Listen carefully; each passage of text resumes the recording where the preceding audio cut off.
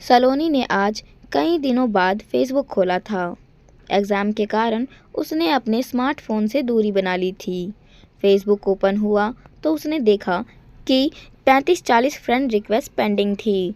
उसने एक सरसरी निगाह से सबको देखना शुरू कर दिया। तभी उसकी नज़र एक लड़के के रिक्वेस्ट पर ठहर गई। उसका नाम राज शर्मा था। भला का स्मार्ट और हैंडसम दिख रहा था।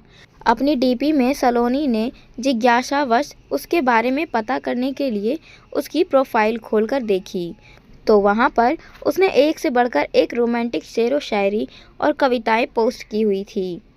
उन्हें पढ़कर वो इम्प्रेस हुए बिना रह नहीं पाई और फिर उसने राज की रिक्वेस्ट एक्सेप्ट कर ली।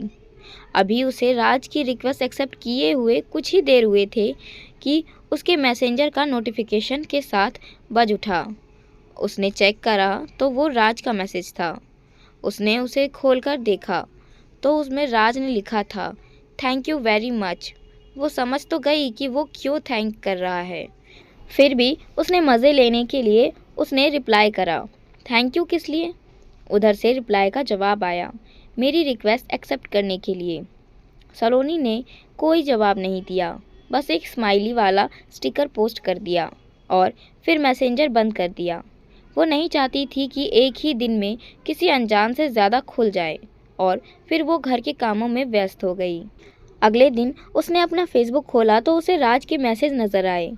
राज ने उसे कई रोमांटिक कविताएं भेज रखी थी। उन्हें पढ़कर उसे बड़ा अच्छा लगा।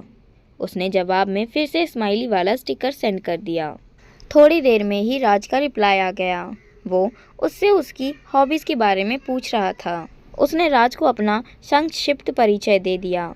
उसका परिचय जानने के बाद राज ने भी उसे अपने बारे में बताया कि वो एमबीए कर रहा है और जल्दी उसकी जॉब लग जाएगी। और फिर इस तरह से दोनों के बीच चैटिंग का सिलसिला चल निकला। सलोनी को अब उसके मैसेज का इंतज़ार रहने लगा था। जिस दिन उसकी राज से बात नहीं हो पाती थी तो उसे लगता था जैसे कुछ अधूरापन सा है। राज उसकी ज़िंदगी की आदत बनता जा रहा था। आज रात फिर सलोनी राज से चैटिंग कर रही थी। इधर उधर की बात होने के बाद राज ने सलोनी से कहा, यार हम कब तक यूं ही सिर्फ फेसबुक पर बातें करते रहेंगे। यार मैं तुम्हें मिलना चाहता हूँ, प्लीज़ कल मिलने का प्रोग्राम बनाओ ना। सलोनी खुद भी उससे मिलना चाहती थी और एक तरह से उसने उसके दिल की ही बात कह दी थी, लेकिन पता नहीं क्यों वो उससे मिलने के लिए डर रही थी। शायद अनजान होने का डर था। वो सलोनी ने यही बात राज से कह दी, अरे यार इसलिए तो कह रहा हूँ कि हमें मिलना चाहिए। जब हम मिलेंगे तभी तो एक दूसरे को जानेंगे। राज ने उसे समझाते हुए मिलने की ज़िद की। अच्छा ठीक है, बोलो कहाँ मिलना है, लेकिन मैं ज़्यादा देर नहीं रुकूंगी वहाँ। सलोनी ने बड़ी मुश्किल से उसे हाँ की और फिर वो सलोनी को उस जगह के बारे में बताने लगा जहाँ उसे आना था।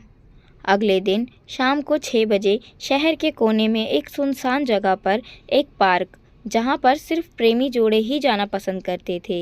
शायद एकांत के कारण राज ने सलोनी को वहीं पर बुलाया था।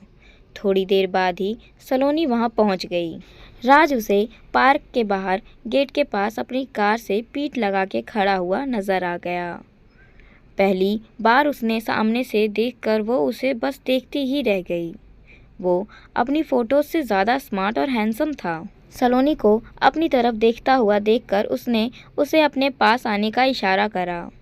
उसके इशारे को समझकर वो उसके पास आ गई और मुस्कुराकर बोली, हाँ अब बोलो मुझे यहाँ किस लिए बुलाया है। अरे यार क्या सारी बातें यहीं सड़क पर खड़ी खड़ी करोगी? आओ कार में बैठकर बात करते हैं।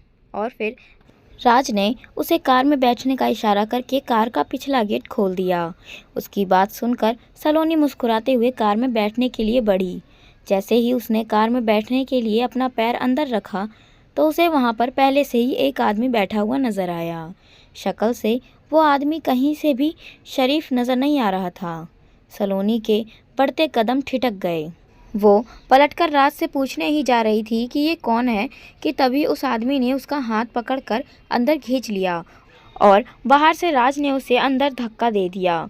ये सब कुछ इतनी तेज़ी से हुआ कि वो संभल भी नहीं पाई और फिर अंदर बैठे आदमी ने उसका मुंह कसकर दबा लिया ताकि वो चीख ना पाए और उसके हाथों को राज ने पकड़ लिया। अब वो ना तो हिल सकती थी और ना ही चिल्ला सकती थी।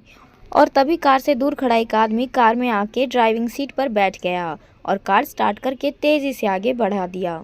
और फिर पीछे बैठा आदमी, जिसने सलोनी का मुंह दबा रखा था, वो हंसते हुए राज से बोला, वाह भाई वाह, मज़ा आ गया, आज तो तुमने तगड़े माल पर हाथ साफ करा है। शबनम बानो इसकी मोटी कीमत देगी। उसकी बात सुनकर उर्फ राज मुंह ऊपर उठाकर ठहाके लगा के हंसा।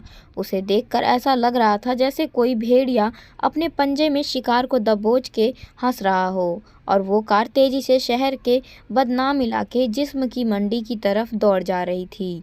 ये कोई कहानी नहीं बल्कि सच्चाई है। छत्तीसगढ़ की सलोनी जो मुंबई से छुड़ाई गई है। ये सलोनी की कहानी उन लड़कियों को सबक देती है जो सोशल मीडिया से अचानक लोगों से दोस्ती कर लेती है और अपनी ज़िंदगी गंवा लेती है।